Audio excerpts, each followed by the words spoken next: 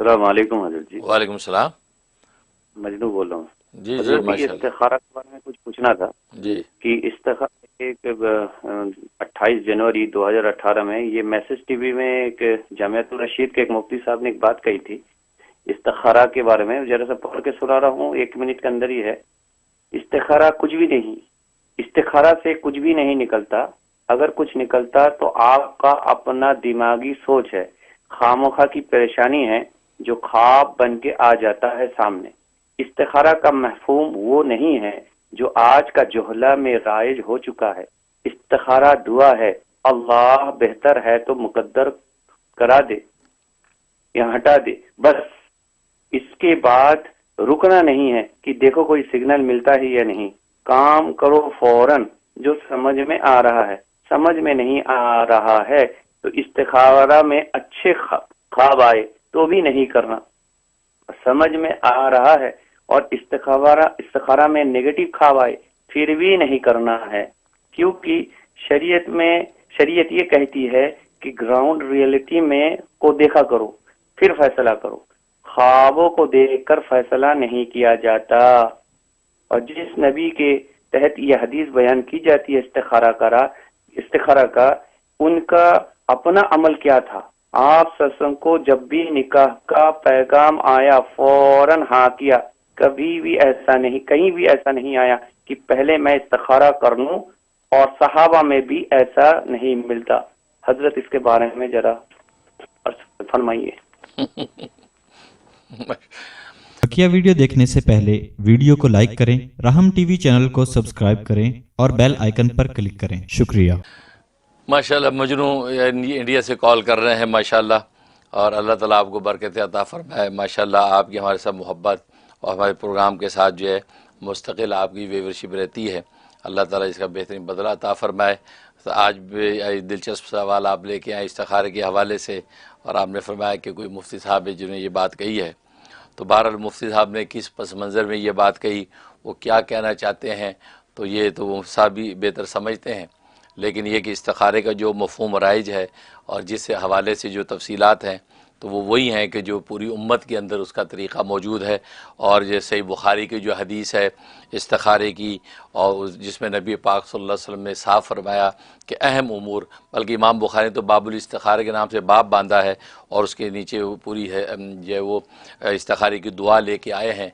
और उसके नबी पाक सल्लल्लाहु अलैहि वसल्लम यही फरमाया कि जो अहम जो उमूर हैं ज़िंदगी के, उसके हवाले से तुम अल्लाह तबारक व तआला से ज़रूर जो है वो इस्तिखारा कर लो, यानी तलब खैर यानी अल्लाह तबारक व तआला की तरफ रुजू करके ज़रूर मांग लो।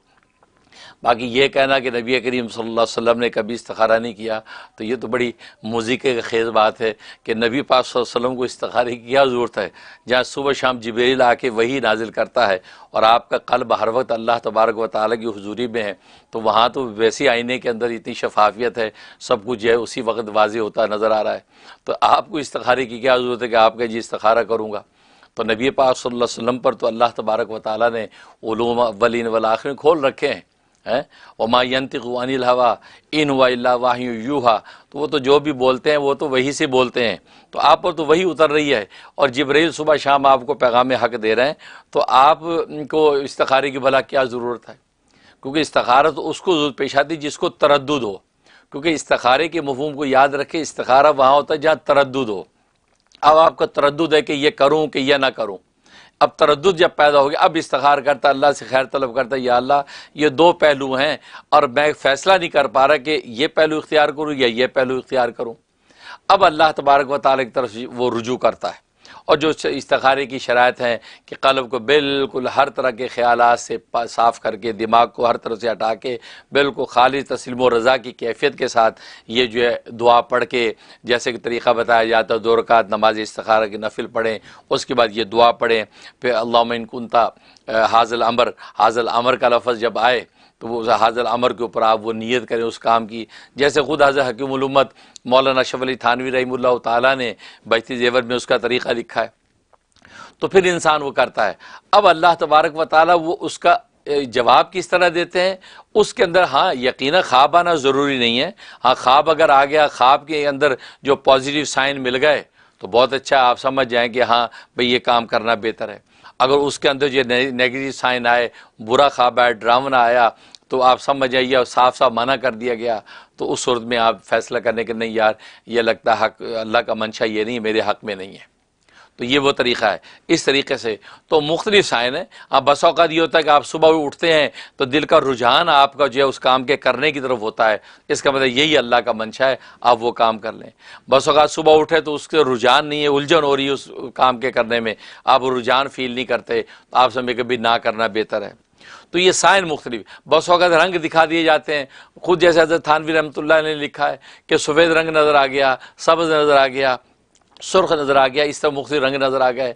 हाँ, अलबत्ता ये लिखा है माहिरीन ने, नीला रंग और इसी तरीके से जो पीला रंग, ये अच्छा नहीं है मर्द और दोनों के हक़ में। मर्द को नज़र आए या औरत को नज़र आए नीला या पीला रंग, फ़िज़ा नीली नज़र आ रही है या फ़िज़ा जो पीली नज़र आ रही है, रंग पीला नीला देख लिया, उस पर आप समझे कि यार ये बेहतर नहीं है, क्योंकि अल्लाह ये अलवान अल्लाह ने बनाए, रंगों के अंदर राज अल्लाह ने पैदा किए हैं। खुद कुरान में अल्लाह ने जैसे फरमाया ये रंग सारे अल्लाह ने पैदा किए हैं, इन रंगों के अंदर भी राज हैं भाई, है इंसान के लताइफ रूहानिया के अंदर हर रंग, नूर का रंग अलग है, तो ये इसके पीछे राज हैं, बगैर राजों के तो नहीं है ये। तो इस तरीके से, लेकिन अगर जो है इसके अलावा रंग नजर आ गए, यानी सुर्ख रंग और काला रंग औरत देख रही है उसके हक़ में अच्छा है, बहुत अच्छा है। काला रंग अगर मर्द देख रहा है उसके हक़ में वो अच्छा नहीं है। तो ये सारी तफसीलात हैं। तो ये जिन साहब ने ये बात की है, लगता है वो सती तौर पे उन्होंने ये बात कर दी है, और एक सती ज़हन का आदमी इसी किस्म की बात कर सकता है। हालांकि उनको ज़रा अगर वुसअत इल्म होती और गहराई के साथ वो अगर गौर करते तो इसकी तो बड़ी तफसीलात हैं। ये नहीं कि बस कर जो इधर उधर कर दो, ये बात नहीं। हाँ, अगर तरद्दुद नहीं है और आप एक काम करना चाहते हैं तो बस उसमें यह कि तलब खैर की दुआ, साहबे कराम रिज़वानुल्लाह अलैहिम अजमईन ऐसे ही किया करते थे। बस औक़ात उन्होंने इस्तिखारे की दुआ पढ़ी, अपने काम में चले गए, उनको तरद्दुद नहीं है। तरद्दुद होता है तो उस हवाले से मुशावरत भी चलती है, उस हवाले से अल्लाह की तरफ रुजू भी होता है, अल्लाह से दुआ भी होती है, तरद्दुद होता है, क्यों तो इस्तिखारे की बेस तरद्दुद पर मबनी है। अगर तरद्दुद आपको नहीं है तो फिर असलाफ ये कहते हैं कि आप इस्तिखारे की दुआ पढ़ के अपने काम में रवाना हो जाएं। कोई इस्तिखारे की दुआ ये तलब खैर हो गई, अल्लाह से खैर तलब करके आप काम कर रहे हैं, ठीक है ना। तो ये वो तरीक़ा है। तो लिहाजा इस तरह की बात करना कि भाई इस्तिखारा कोई चीज़ नहीं है, और आप यानी ईमान के आप बता रहे हैं कि जैसे उन्होंने कहा जी ख्वाब के अंदर जो है वो अच्छा आ गया और आपका दिल जो है मुतमईन नहीं है, लिहाजा आप वो ना करें। नहीं भाई, दिल का इत्मीनान जो ख्वाब के अंदर अल्लाह तबारक व तआला ने पर्दा गैब में से एक चीज़ जाहिर कर दी, क्योंकि मोमिन का ख्वाब तो बशारत होता है, क्योंकि मुबशरात, क्योंकि हदीस में आता है कि नबूवत के 46 हिस्से 46 हिस्से हैं, उनमें से 45 हिस्से ख़त्म नबूवत की वजह से ख़त्म बंद हो चुके हैं। एक हिस्सा यानी मुबशरात सच्चे ख्वाब ये क़यामत तक बाकी रहेंगे, और अहले ईमान के सच्चे ख्वाबों के ज़रिए से अल्लाह तबारक व तआला की रहनुमाई मिलती रहेगी। लिहाजा उसी का हिस्सा है कि आप जब इस्तिखारा करते हैं, ख्वाब देखते हैं, ख्वाब में अल्लाह ने रहनुमाई कर दी है, बस आप सुबह उठे आपका दिल फिर भी बेचैन है, आप सोचें नहीं अल्लाह का मंशा ये ज़ाहिर हो गया है, लिहाजा अब कर लें। नतीजा क्या होगा, इवेंचुअली इंशाअल्लाह वो चीज़ आपके लिए खैर साबित होगी। अब ये कहना कि नहीं जी इसकी कोई हकीकत नहीं, तो ऐसा लगता है कि उन्होंने अब किस मंजर में उन साहब ने बात कर दी है, या ये कि वो इंसान सती इल्म जब होता है उस वक्त भी इंसान ऐसी बातें कर देता है। लेकिन उनको चाहिए कि इस सिलसिले में तफसीलात गहराई के साथ अगर गौर करें तो इसकी बाकायदा हैसियत है, और फिर हमारे अकाबिर असलाफ ने उसके ऊपर इतना कुछ लिखा है, इस्तिखारे की तफसीलात लिखी हैं, सब कुछ है।